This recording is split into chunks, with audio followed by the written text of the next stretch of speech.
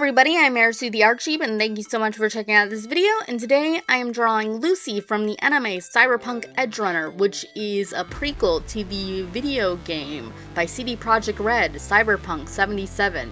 And now Lucy is also a character in the mobile game Wuthering Waves.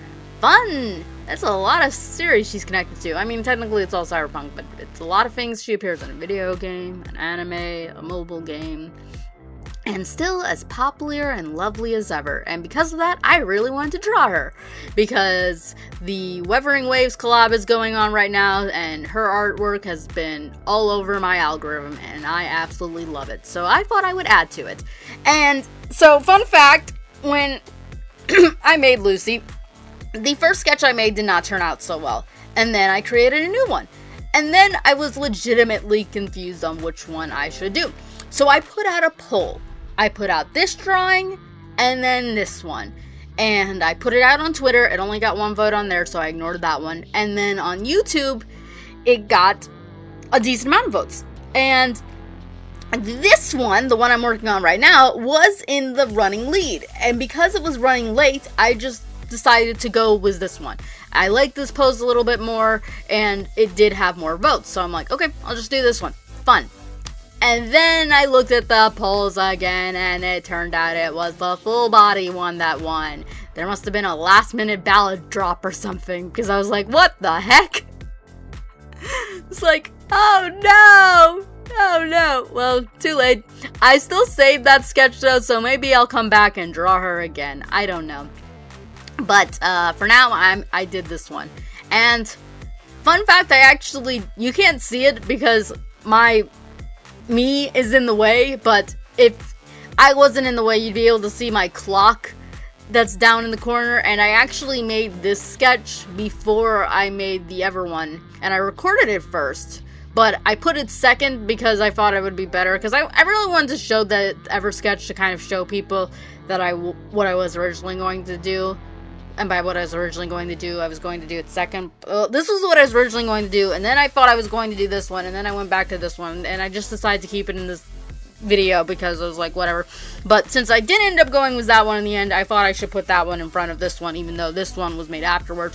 Although not entirely, because I ended up making some details of this sketch after the Ever one, because I ended up deleting it because I thought I really would go with the full body one. But the more I started looking at the full body one, the more I started thinking about this one, because it just really did seem to go with Lucy's vibe more, if that makes sense. No, it doesn't. I don't know. I picked this one, that's what I'm gonna say. And like I said, I'm glad, because it definitely did work out. And considering the fact that I thought it would look absolutely awful, I actually think I did really good, and I'm really happy with the end result. So yay, that's all that matters. Like I said, I might pull the Ever sketch out of retirement and use it again. But I am definitely glad that I took this opportunity to draw Lucy, because she was as fun as I thought, and especially considering the fact that, like I said, it was just like something about this sketch just was not turning out right. But then I took my own advice and stuck to it and hung on to the bitter end, and I think I pulled off a good one. And I am glad that I gave Lucy a try. I actually wanted to draw her before I even saw Cyberpunk Edgerunner, but then I decided that I would wait, and then when I watched it, so it was like, okay, so fun fact, I like the story of Cyberpunk Edgerunner. I do. I'm not sure if I like the show, though, because there's a lot of profanity, violence, gore, boobas. It's not my cup of tea. I just don't like that extreme stuff. So how do me, a sheep who does not like any of that stuff, watch that show? Well, we watch it in the Japanese. We close our eyes whenever the violence gets too intense, and we fast forward through the scenes with the boobas. And that's how we enjoy it. Is it the best way? No.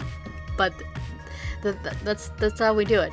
And it is I mean, like, I'm not gonna say it shouldn't have that stuff in it. The show can do whatever it wants, but I don't have to like it. I just fast forward for it, or I try to ignore it. But anyway, it is still a really fun story, though. I really did like the story, and I liked the characters a lot. David and Lucy were very fun, and their story was very beautiful and tragic. And when you get down to it, it really is a tale as old as time. Like, I've seen a lot of noir films. My parents loved old black and white films, so ever since I was very young, movies from the 1930s to the early 1960s were just a staple in my household. And a lot of the films I saw were a lot of noir films. And a lot of comedies. Those are probably the ones that were the most impactful in my childhood. And I remember seeing this kind of story like 1,000 times over and over again. Even beyond just like 1950s noir, but even like in like later times, you know. You have a guy, lives normal life, then gets caught in the seedy underworld because of girl, then girl reveals that she doesn't like it and she wants to get out of it. He ends up getting swallowed up by it. Guy dies, girl lives, and goes on. Tale as old as time. But despite it being a tale as old as time, I believe that Cyberpunk did a good job on making a nice, fresh, like a fresh look at it, and it really gave a nice spin on the story and really did merge it well with the cyberpunk universe, and it also had very fun characters. We love all the characters, and there wasn't really actually a character that I actually disliked. I guess if I had to say there was anyone I disliked, it was Doria, but that was mostly because I just didn't like her design, like at all. And I much preferred Rebecca and Lucy's and Kiwi's design. So, fun fact, when Cyberpunk Edgerunner came out, I had already been working on Revolution Full Color. I created Misato Yoshiko in 2021, but I made Revolution Full Color in late 2021, and I started really getting into the details and designing the Ever characters in 2022. And I did not watch any news shows during that time because I didn't want anything affecting my creative process, because I was like, I don't want anyone to say, hey, you just copied this because it was popular. It's like, no, I don't. I want this to be all me, and I don't want anybody's work. Like, it's one thing if it's like older works that are influencing, because we're always going to have influences from ever works, but I don't want it to be anything new or anything, because I want it to be my original ideas. So there were some things that I put in my series that were all me, but then when I was watching Cyberpunk Edgerunner, it was like, oh my goodness. So one of the details that I did is that my character Misato really likes the moon, and she even wants to go to the moon. The reason why I gave her that detail is because her name is Misato, and Misato comes from Evangelion, and in Evangelion there's the song Fly Me to the Moon. And in my series, Misato Yoshiko really does like Evangelion, and so, well, I can't exactly mention Evangelion, but I'm gonna do everything in my power to indicate that it's Evangelion. Old anime that she watched with her dad, and so she really likes it, and that's where she got her name Misato Yoshiko. Her original name was Mei Sakurai, but she changed it to Misato Yoshiko, and the reason why she picked Misato was because she really liked Evangelion. And because she really liked Evangelion, she really liked the song Fly Me to the Moon, and she always wanted to go to the moon. I then watched Edgerunner, and there's Lucy, who also wants to go to the moon and likes the moon. I'm like, oh, that's a coincidence. And then, even more funny, there's a character named Kiwi. And I have a character in my series who's also named after a fruit. Her name's Lemon. And what's also really funny is Lemon's design, like, I always knew it looked a little similar to Lucy, but then when I was drawing Lucy for the first time, it was like, oh my goodness, this really is, there's so much, it's like I thought I was drawing Lemon, like, oh my goodness, they really are so similar. Why are they so similar? I based Lemon's hair off of Ghost Girl from Yu-Gi-Oh! Vrains. I did redesign her outfit. Originally it was supposed to be just like a jacket and long pants and boots, but I wanted it to be a little bit more unique and feminine. So I based it off of this 80s jazz dance exercise video that I had from my mom. So I based it off of that outfit, and the only thing that looked a little similar to Lucy's that I used for inspiration was the shorts. But that was the combination of her hair and just the kind of silhouette. It was like, oh my goodness, this really does look almost identical. I'm probably gonna have to make some changes because I don't want anybody to think I'm copying it off of Lucy. Oh well. This is the problems we come into. This is my life problem. Anyway, it doesn't matter because by the time I'm probably done with Revolution Full Color at the pace I'm going now, heck, not even done, but the time I get to where Lemon appears in the story, because she isn't until way later, Lucy might be completely forgotten in the sands of time, because that's just the way the Gen Z mind seems to work. Like, I remember when Dune came out, everybody was talking about it, and I like Dune, I really do. It was a really great movie, and I still think it's really good. It's not like one of those things that's like you watch and you think it's really good because you're high off your own supplies after you come in the theater, and you think it's the best thing ever. No, I still think it's really good, and I really did enjoy it. The only thing I didn't enjoy, and it was Zendaya, because she can't emote for nothing. But I did really enjoy it, and I still do, and I still think it's good, but everybody was talking about it like it's going to be the next Lord of the Rings, and here we are, and no one's talking about it. I'm sure it will be talked about more at the end of the year when Dune, darn it, Dune Part 3 comes out, but at the same time, it's like, it really is funny. It's like our attention spans have really shrunk. I hate it. But then again, maybe Cyberpunk will still be remembered, because it seems to have a lot of staying power. I think it was released all at once. I forget, but I forget. I'm pretty sure it was either all at once or it was in, like, sections, what Netflix does. I wasn't watching it live, so I don't remember. And if it is, correct me.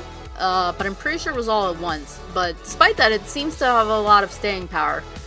Maybe that's just because of the connections it has with the game, or maybe it's just because it really is that good. I don't know, because I know some other animes that are like, they come in, people talk about them like it's going to be the next best thing, and then it's forgotten about. And no one ever talks about it ever again, hardly at all, unless you're like someone who really did like it. Because most of the anime fans now, at least in America, I don't know about Japan, and I'm not going to speak on something that I don't know about, but at least in America, people really just do like them seasonal animes, and I think some of them only like them because they're cool. And they're popular, and so they want to be popular and cool, so they talk about them or like them. And some people legitimately do fall in love with the shows, but some people don't. And, it's kind of sad. I miss the vibe. I saw this one meme, it was making fun of Netflix. No, it was making fun of Disney and Amazon Prime because they've released their episodes, like, weekly or in bulks. And Netflix just releases it all at once. And was trying to make it seem like Netflix's release style was the Chad move, and I'm like, nah. I don't like Disney Plus at all. I remember, I don't have Disney Plus. All the Disney movies I have are hard copy. And I remember, though, when I was babysitting, I ended up, turning on Disney Plus, and I was like, oh my goodness, this site is ugly. It looks awful. It's designed horribly.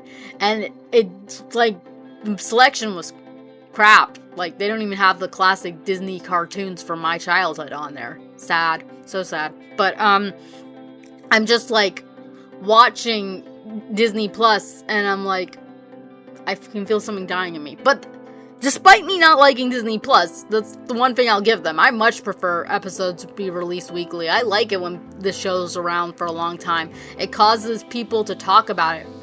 Like, there are so many animes that have an impact, like Sailor Moon, Yu-Gi-Oh!, Dragon Ball, and half the reason why is because they were so long, and they went on for so long, and they really invaded into the cultural atmosphere, and it's just like, it's fun. And I don't even like Dragon Ball or Sailor Moon, but it's just still nice that they're that penetrated into our culture because of their staying power, and also the quality of the shows. People really like them. I don't like them, but other people do, and that's cool, it's fun, and it's just like nothing really stays around anymore. And half of it's because everything's released all at once and it's binge watched, and the other half is because apparently people, it's not even just Gen Z, it's also adults too, so this isn't a Gen Z thing, it's just this generation thing. People have like zero attention spans for anything, and as soon as something's not popular, they just want to move on, and I hate it. So sad. But like I said, Cyberpunk seems to have really lasted a while, at least on my side of the internet. I'm still seeing fan art of it today. I'm seeing even more because of the Wuthering Waves collab, but the one thing I do know is that I've seen a lot of people who wanted to play it just because people who never played Wuthering Waves. My brother never played Wuthering Waves, but Cyberpunk Edgerunner, and he didn't even watch Cyberpunk.